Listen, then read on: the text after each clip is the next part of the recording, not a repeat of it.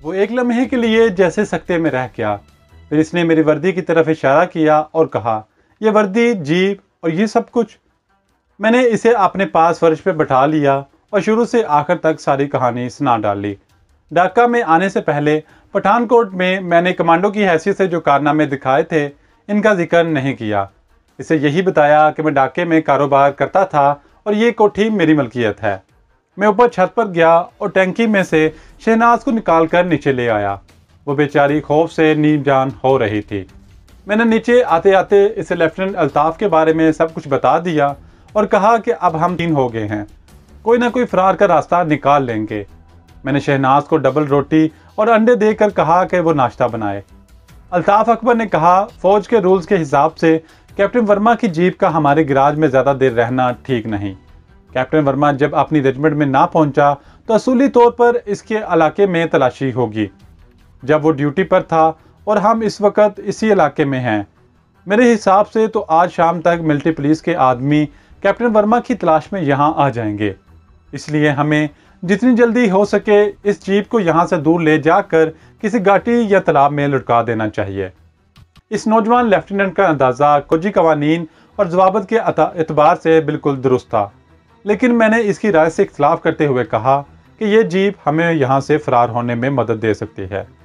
पहली बात तो यह है कि जीप एक इंडियन कैप्टन की है, जबकि तुम हवलदार की वर्दी में हो।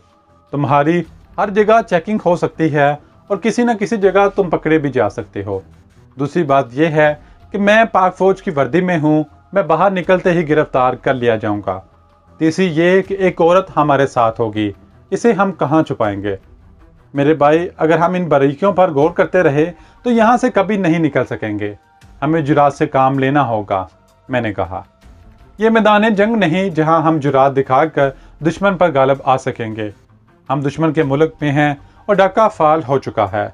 हमें जुरात के साथ साथ अक्ल फहम और चलाकी और अयारी से भी काम लेना होगा। हालात का तकाजा है कि हम जितनी जल्दी हो सके इस जीप से छुटकारा हासिल करें। इसके बाद मुझे भी कहीं से भारतीय वर्दी हासिल करना होगी, ताकि पहले ही नज़र में पहचाना ना जा सकूं। अगर मैं तुम्हारे साथ कुर्ते पजामे के साथ निकलता हूं तो मुक्ति बाहिनी वाले मुझे पकड़ लेंगे और शहनाज को कहां तक बचा सकोगे? मैं सोच में पड़ गया। इतने में शहनाज नाश्ता तैयार करके ले आई। हमने खामोशी से नाश्ता जहर मार किया। सदमे की वजह से शहनाज की भूख मर चुकी थी, मगर जिंदा रहने के लिए इसे मजबूर करके थोड़ा बहुत खिलाया। शहनाज पढ़ी लिखी औरत थी, फरार के इम्कानात पर वो भी किसी वक्त अपनी राय का इजहार करती। बंगाली ज़बान इन दोनों में से मैं ज़्यादा समझ लेता था और थोड़ी बहुत बोल भी लेता था, लेकिन अगर हम रवानी से भी बंगाली बोल लेते तब भी हमारे खिलते हुए रंग और कद काट हमें पकड़वा सकते थे। मुक्ति बाहिनी वाले तो ऐसे ऐसे बहारियों को भी कत्ल कर दिया था जिनके रंग बंगालियों जैसे थे और जो बड़ी रवानी से बंगला बोलते थे। मकामी लोग इनके लहजे से पहचान लेते कि वो बंगाली नहीं हैं। इसी देड़पन में दोपहर हो गई। अचानक बाहर कुछ शोर सुनाई दिया। मैंने लेफ्टिनेंट अल्ताफ अकबर और शहनाज को किचन में जाने का इशारा किया और खुद ब्रेन गन हाथों में लेकर कमरे में निकलकर बरामदे में आया तो मेरा दिल जोर से धड़क उठा। एक सिख फौजी गेट के अंदर आकर गैराज में खड़ी जीप को देख रहा था। सड़क पर कुछ बंगाली लूटा हुआ माल उठाए लाठियां और कुल्हाड़ियां लहराते शोर मचाते गुजर रहे थे। मेरे बूटों की आवाज़ सुनकर सिख जल्दी मेरी तरफ मतवज्जा हुआ। मैंने देखा कि इसके कंधे पर 2 फीते और एक क्राउन बना हुआ था। वो सूबेदार मेजर था और इसका रैंक मुझसे बड़ा था। मैंने जोरदार सल्यूट मारा। सिख फौजी की कंधे पर ब्रेन गन लटक रही थी। इसने जीप की तरफ इशारा करके कहा, ओए जवान, यह जीप यहाँ रख कर तुम अंदर क्या कर रहे हो? 1 सेकंड के अंदर अंदर मुझे एक सिख फौजी के साथ जो सलूक करना था वो मैंने सोच लिया और एक बार फिर सल्यूट मारकर कहा, सर, अंदर बहुत माल है, वलायती शराब, 2 औरतें भी हैं, इन्हें कहाँ रखना है? सर, ऑर्डर करें, क्या इन औरतों को कैद कर लें या शूट कर दें? मेरा तीर ठीक निशाने पर लगा। वलायती शराब और औरतों के बारे में सुनकर इसकी आंखें चमक उठीं और वो बोला, चलो हमें दिखाओ। मैं यही तो चाहता था। फौरन दरवाजे से हट कर खड़ा हो गया। वो लंबे डग बढ़ता अंदर कमरे में दाखिल हुआ। मैं इसके पीछे पीछे था। मैं इसे ब्रेन गन कफ ब्रस्ट नहीं मानना चाहता था। इस तरह इसकी वर्दी खून आलूद और नकारा हो जाती, जबकि मुझे इसकी ज़रूरत थी। यहाँ मुझे एक ख़ास किस्म की कमांडो एक्शन से काम लेना था कि जिससे 1 सेकंड में दुश्मन की गर्दन का मंका तोड़ दिया जाता है। कमांडो ट्रेनिंग के उस्ताद कहा करते थे कि इस एक्शन को अगर पूरी टाइमिंग और महारत से किया जाए तो खुद दुश्मन को भी खबर नहीं होती कि इसकी गर्दन का मंका टूट गया है और वो मर चुका है। मैं इंडियन हवलदार की वर्दी में था। एक सूबेदार मेजर को एक लम्हे के लिए भी शक न हुआ। गिराज में इंडियन फौज की जीप खड़ी थी। वो इत्मीनान से टीवी लॉन्च में आकर बोला, कहाँ है माल और जवान। मैं इसके करीब पहुंच गया। सर दूसरे कमरे में है। वो मेरे बेडरूम की तरफ बढ़ा जिसका दरवाज़ा आधा खुला था। मुझे इस दरवाजे की दहलीज पर कमांडो एक्शन करना था। यह दहलीज इस सिख फौजी की ज़िंदगी का आखिरी मकाम था और दहलीज पर मौत इसका इंतज़ार कर रही थी। मैंने अपने आप को एक ख़ास पोजीशन में कर लिया। मेरी रग रग में बिजलियां सी कूद रही थी। सिख फौजी ने दहलीज की तरफ कदम बढ़ाया। इसे दूसरे कदम रखने की मोहलत ना मिल सकी। मैं किसी ताकतवर चीते जैसी तेज़ी से उछला और दूसरे ही लम्हे सिख फौजी की गर्दन मेरे बाजू के शिकंजे में एक तरफ लटकी हुई थी। इसकी गर्दन का मंका टूट चुका था। इसके बाजू झूल गए। मैंने इसे छोड़ दिया। वो दलाम से मुंह के बल फर्श पर गिर पड़ा। किचन से शहनाज और अल्ताफ अकबर भी आ गए। शहनाज सरासीमा थी। वो कत्ल पर कत्ल देख रही थी। लेफ्टिनेंट अल्ताफ ने तेजी से आगे बढ़कर सिख फौजी की लाश सीधी की और मेरी तरफ देखकर बोला, तुमने कमांडो ट्रेनिंग कहाँ से हासिल की? क्या तुम फौज में रह चुके हो? मैंने मुस्कुराकर कहा, बिल्कुल नहीं। ये दाव पेच तो मेरे एक उस्ताद ने सिखाए थे। अब तुम जल्दी से इसकी वर्दी उतार कर पहन लो। ये कहकर मैं और शहनाज किचन में चले गए। शहनाज बेचारी थर थर कांप रही थी। वो गुटी गुटी सी आवाज़ में कहने लगी, ये मुल्क बहुत बड़ा है, हम कहाँ तक भाग सकेंगे? ये मुल्क अगर बांग्लादेश बन गया है तो कल मशरकी पाकिस्तान भी था। यहाँ हमारे दुश्मन हैं तो कहीं ना कहीं हमारे हमदर्द भी ज़रूर मिलेंगे। वो हमारी मदद करेंगे। लेफ्टिनेंट किचन में आ गया। वो सूबेदार मेजर की वर्दी में था और ब्रेन गन इसके कंधे पर लटक रही थी। वो इसकी जेब से निकली हुई पासबुक और दूसरे कागजात पढ़ रहा था। इस सूबेदार मेजर का नाम बारा सिंह था और वो जाट रेजिमेंट का जवान था। इसकी पासबुक हमें इसकी लाश के साथ ही गायब कर देनी होगी। सिख फौजी की जेब से कुछ भारतीय करेंसी निकली। एक गुरमुखी में लिखा हुआ खत भी था जिस पर लुधियाना के किसी गांव का पता लिखा हुआ था।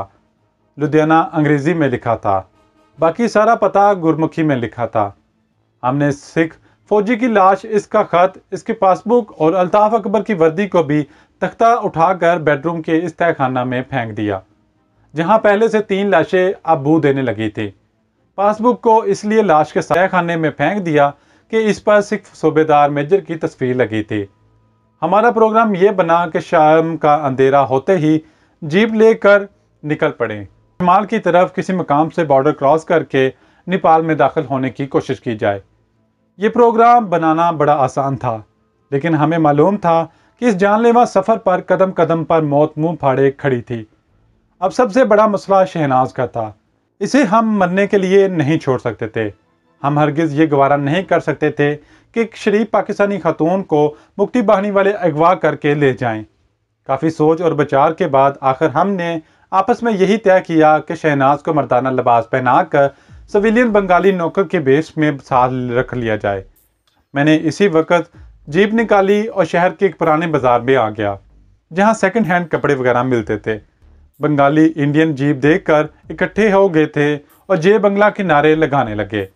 मैंने दुकानदार से एक कुर्ता, खुला पजामा और रबर के पुराने 3-4 बूट खरीदे कि कोई तो शहनाज के पूरा आ जाएगा। मैंने दुकानदार को अपनी रेजिमेंट हेडक्वार्टर का झूठ मूठ एड्रेस लिख कर दे दिया कि वो बिल वहाँ भेज दे। वो भला इनकार कैसे कर सकता था। वापसी पर मैंने एक सड़क पर वो ट्रक जाते देखे जिनमें पाक फौज के जवान जंगी कैदियों की हैसियत से खामोश बैठे थे। लोग इनके खिलाफ नारे लगा रहे थे। ये मंजर देखकर मेरी आंखों में आंसू आ गए, मगर मैं सिवाय आंसू बहाने के और कुछ नहीं कर सकता था। कोठी में वापस आकर हमने पहला काम यह किया कि चाकू की मदद से शहनाज के लंबे लंबे बाल काट डाले। इसका जिस्म दुबला पतला था। इसे मर्दाना लिबास पहनाया तो वह बिल्कुल सांवला बहारी लड़का लगने लगी। एक जूता इसे पूरा आ गया। एक 4 खाना धोती इसके कंधों पर उड़ा दी। जब शाम का अंधेरा ढाका शहर के बाजारों में उतर आया तो हमने जीप में पेट्रोल चेक किया। टैंकी काफ़ी भरी हुई थी। अगली सीटों पर मैं यानी हवलदार घनश्याम और अल्ताफ अकबर यानी सूबेदार मेजर दरबारा सिंह बैठ के पिछली सीट पर शहनाज को बिठाया और इसे हदायत कर दी कि वो गूंगी बनी रहे और कोई बात ना करे। फिर हमने खुदा का नाम लिया और जीप निकाल कर ढाका की तरफ रवाना हो गए।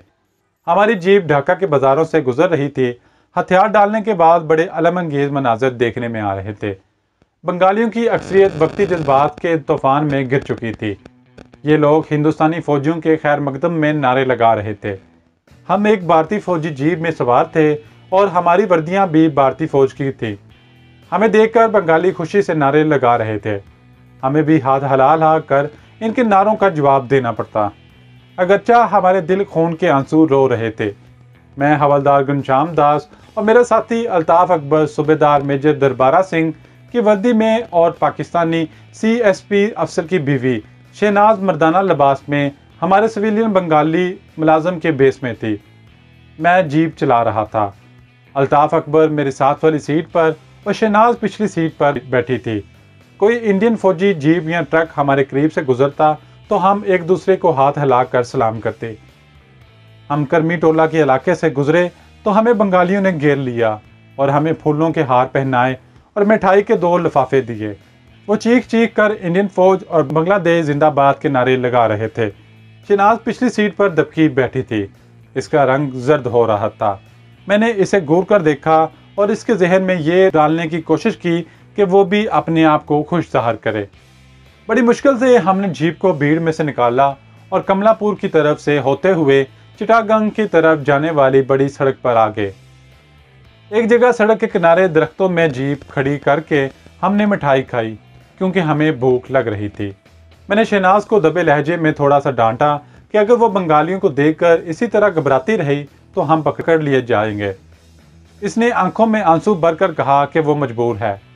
अल्ताफ अकबर ने कहा अगर वो अपने आप को नहीं संभालेगी तो हमें मुफ्ती बहानी की गोलियों का निशाना बनने से कोई नहीं बचा सकेगा। शहनाज ने वादा किया कि वो हमारी हिदायत पर अमल करेगी। पहला हमारा मंसूबा नेपाल की सरहद पार करने का था, मगर काफ़ी सोच विचार के बाद अब हमारा इरादा चिटागंग के हिल ट्रैक्स पार करके बर्मा की तरफ फरार होने का था, क्योंकि नेपाल सरहद के इस तरफ शामिल इंडियन कमांड ने अपने हेडक्वार्टर कायम कर लिया था। अगर हमारे पास जीप ना होती तो हम नारायणगंज के मकाम पर दरिया पार करके आगे जंगल में निकल जाते, लेकिन हम जीप और इंडियन फौजी वर्दियों का ज़्यादा से ज़्यादा फ़ायदा उठाकर जितनी दूर हो सकते थे बदरिया सड़क निकल जाना चाहते थे। ढाका से चिटागंग तक बहुत तवील सफ़र था। जीप पर यह सफ़र ख़तरनाक भी था। मैं इस सड़क पर अपनी एयर कंडीशन कार में रंगपुर तक सफ़र कर चुका था। ये एक रात और एक दिन का सफ़र था। रास्ते में हमें पेट्रोल भी लेना था। हमारे पास पैसे भी नहीं थे। कई मसाइल पैदा हो सकते थे। जगह जगह इंडियन और बंगाली रेजिमेंटों ने चेक पोस्टें कायम कर रखी थी। तफसीली पूछगछ और कागजात की पड़ताल के वक्त हम पकड़े भी जा सकते थे। मैं इन्हीं ख्यालात में गुम था और जीप सड़क पर तेज़ रफ्तार से भागी जा रही थी। शाम के साए होने लगे तो हमें सामने सड़क के दरमियान एक इंडियन फौज का ट्रक खड़ा नजर आया। इसके आगे एक भारतीय फौजी खड़ा बाजू हला हला के हमें रुकने का इशारा कर रहा था। अल्ताफ अकबर ने मशवरा दिया कि जीप ना रोकी जाए, मगर मैंने देख लिया था कि ट्रक में वायरलेस था जिसका एरियल बाहर निकला हुआ था। अगर हम वहां रुके बगैर भाग जाते तो ट्रक में बैठे भारतीय फौजियों को हम पर शक हो सकता था और वो हमारे बारे में सिग्नल देकर मुश्किलात पैदा कर सकते थे। चनाचा मैंने ट्रक की एक जानब जीप रोक ली। एक सिख सिपाही ने हमारे करीब आकर सल्यूट किया और कहा, सर तेल ख़त्म हो गया है। मैंने देखा कि फ़ौजी ट्रक की अगली सीट पर एक और सिख फौजी बैठा था। मैंने सिख सिपाही से कहा कि डब्बा लेकर जीप की टंकी में से थोड़ा सा तेल निकाल ले। मैं इस मुसीबत से पीछा छुड़ाना चाहता था, हालांकि हमें खुद पेट्रोल की बहुत ज़रूरत थी। सिख सिपाही ने सलूट मारा। ट्रक के पीछे एक टीन का डब्बा और रबड़ की नली निकाली और जीप की टंकी में से पेट्रोल निकालने लगा। मैं जीप में बैठा रहा। मेरी उंगली स्टेन गन के ट्रिगर पर थी। मैं किसी भी सूरत हाल के लिए बिल्कुल तैयार था। लेफ्टिनेंट अल्ताफ खामोश बैठा था। इसकी आंखों में तशवीश थी। इतने में सामने से एक इंडियन फौजी जीप तेजी से आई और हमारे पहलू में रुक गई। मेरा दिल जोर से धड़क उठा। इसमें एक इंडियन मेजर और उसके 2 बॉडीगार्ड सवार थे। इंडियन मेजर की मूंछें नुकीली थी और कंधे पर क्राउन चमक रहा था। इसने करखत आवाज में पूछा, इधर तुम लोग क्या कर रहे हो? दूसरे सिख फौजी ने जल्दी से उतरकर सल्यूट मारा और बताया कि पेट्रोल खत्म हो गया था। इंडियन मेजर ने हमारी जीप की तरफ देखा और वहीं से बोला, कौन सी रेजिमेंट के हो? यहाँ मुझसे एक गलती हो गई थी। हमें चाहिए था कि ज़ाब्ता के मुताबिक एक इंडियन मेजर को सामने जाकर फौरन अपनी जीप से उतरकर सल्यूट करते। यही गलती हमें लेकर बैठ सकती थी। मैं तेजी से कूद कर मेजर के करीब गया और सल्यूट मारकर बोला, सर 15,000 रेजिमेंट। मेजर अपनी जीप से उतर आया और मैं करीब आकर बोला, जवान अपनी पासबुक दिखाओ। मैं कोई सिविलियन होता तो घबरा जाता, लेकिन मैं एक ट्रेन कमांडो था और इस किस्म के मौकों के लिए तो मैं कमांडोज को खास तौर पर ट्रेनिंग दी जाती है। अगरचे मेरे पास हवलदार घनश्याम दास की पासबुक मौजूद थी, मगर मैंने इस पर लगी हुई घनश्याम दास की तस्वीर उतार कर फाड़ दी थी। मैंने जल्दी से कहा, सर जीप में है। ये कहकर मैं तेजी से मुड़ा, डबल मार्च करता अपनी जीप तक आया। लेफ्टिनेंट अल्ताफ कुछ घबराया हुआ था। पिछली सीट पर बैठी शहनाज भी सहमी हुई थी। मैं यूं ही जीप का डैशबोर्ड खोलने के लिए झुका और धीमी आवाज में अल्ताफ से कहा, एक्शन। और उसके साथ ही मैंने पलट कर मेजर पर स्टेन गन की बाढ़ मारी और वो उछल कर गिरा। मैंने फौरन ही इसके पीछे जीप में खड़े हुए दोनों फौजियों को भी भून डाला।